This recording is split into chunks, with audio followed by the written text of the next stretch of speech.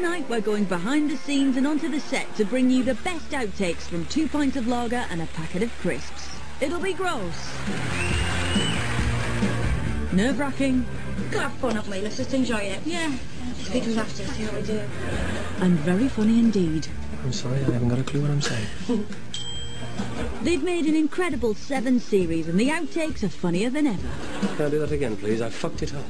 2 pints is full of outtakes. You'd make a whole show about 2 pints and the outtakes. I'm sorry, I've only got one line and I've fucked it up. If things go wrong and it's my fault, I do put my hands in the air. Oh, I forgot my line. Who can say they come into work and just have a laugh and mess around? Do you know what I mean? With a group of mates. It's brilliant. You've no right to be lecturing when you've had such terrible and fearsome gratitude. Even though I've written the thing that's supposed to be funny, it still makes me laugh an awful lot when they do mess up. Kelly, I've come to apply for a privilege. Bollocks.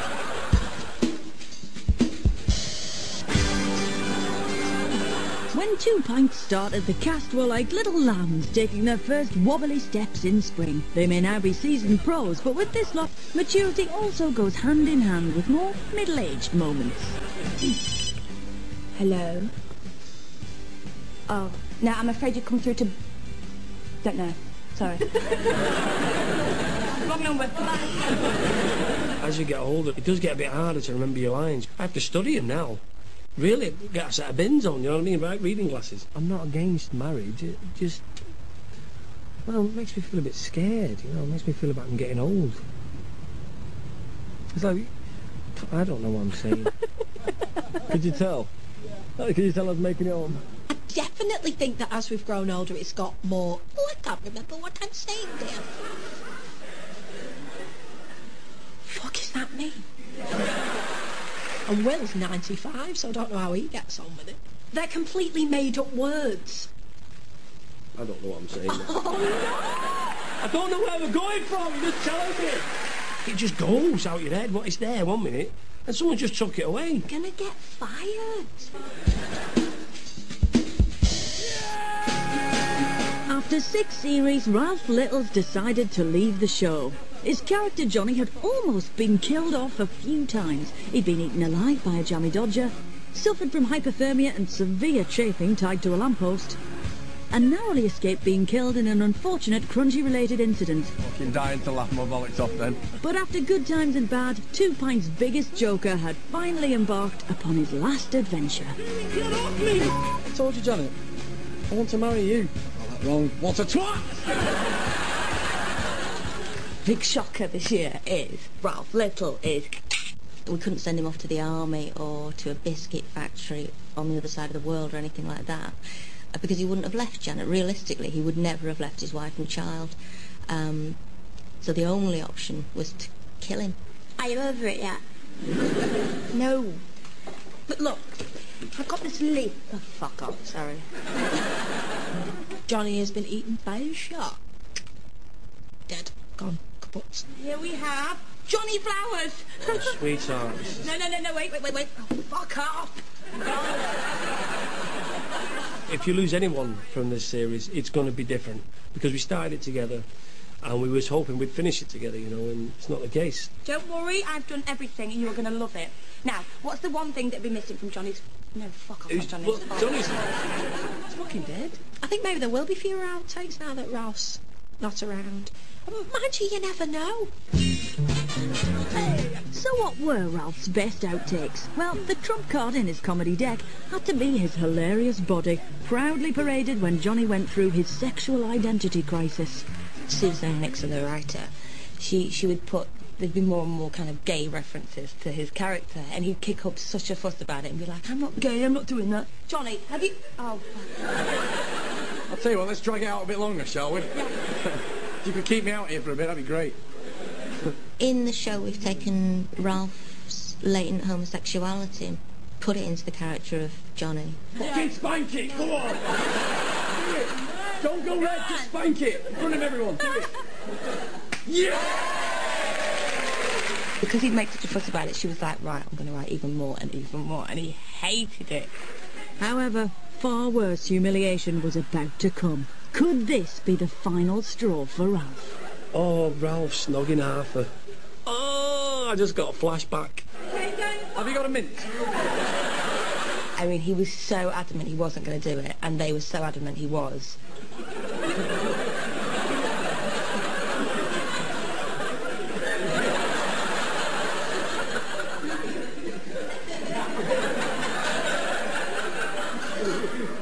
I can't.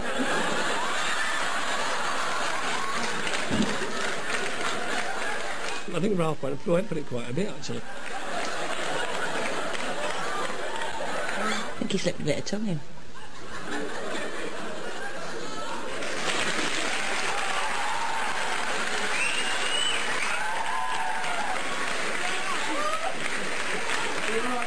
And of course the audience loved it. He hated it. I think he actually loved it a little bit.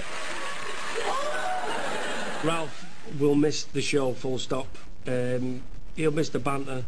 He'll miss us lot, you know what I mean? Because we have such a good time. I bet he's missing us. And we're missing him too.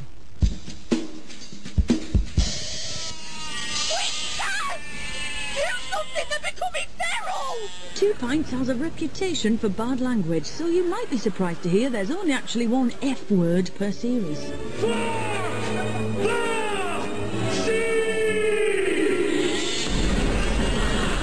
If only the same could be said about the outtakes. I love him. I can't stop thinking about him. I get these butterflies for him. See, he really likes them. Plus, Janet sort of misses him too. That's what I was fucking swat. In 2 Pints we only ever allowed one F word, and it comes, I don't know why I'm being polite saying F word, but yeah, and it's the last episode of every series, one of us gets to say it. Johnny is beautiful. Who the fuck are Momo and Pixie?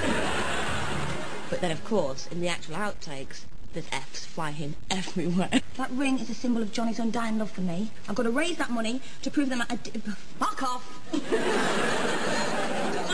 I think that's maybe why whenever I mess up, the F's fly, because I haven't had mine for years, so I use them now in my outtakes. If you're being genuine, I'm sorry, it's coming a little...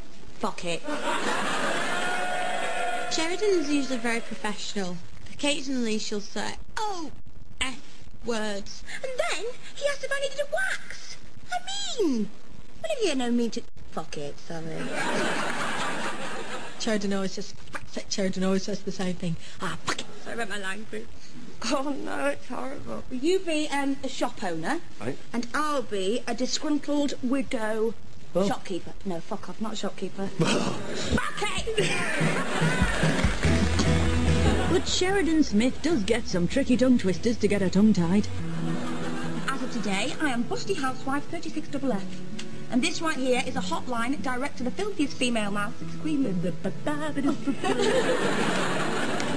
Fuck it. The thing that made Sheridan mess up would be any sort of convoluted sentence, which is why I write them in a lot. Look, Dad, all I'm here to say is that I do understand. Do you?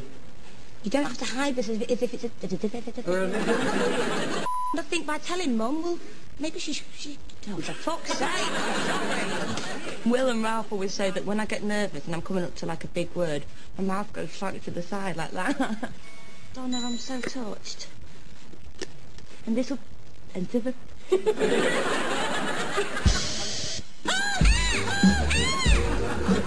Such a great noise, isn't it? Catherine Drysdale plays Louise, a girl who's famous for having the worst voice on TV since Orville the Duck hatched. Surely by now you must be able to see that even with my slight speech impediment, I'm far more suitable for the job. Sweetheart, you sound like Flipper being pissed at. Louise's voice is getting squeakier, and sometimes it makes the cat's corpse. Louise, are you sure you want to know the sex? You want it to be a surprise?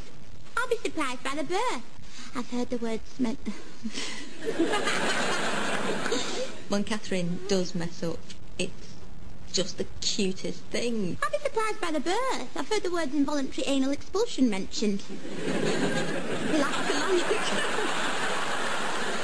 Catherine always manages to make me giggle, because she's really good, she's really professional, Catherine, she very rarely messes up. So when she goes, or if there's something